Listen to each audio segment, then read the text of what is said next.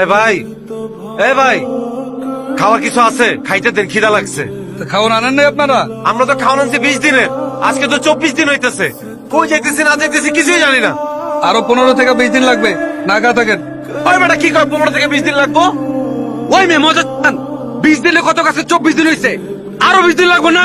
একদম আলা দিব মাথা ঠান্ডা ভাই, সত্যি করে কম তো, আরো কয়দিন লাগবে আমাকে?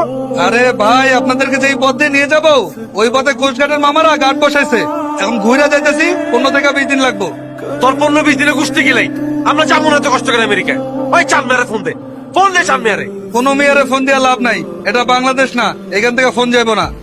মাথার এটা কোন একদম মারলাম কিন্তু।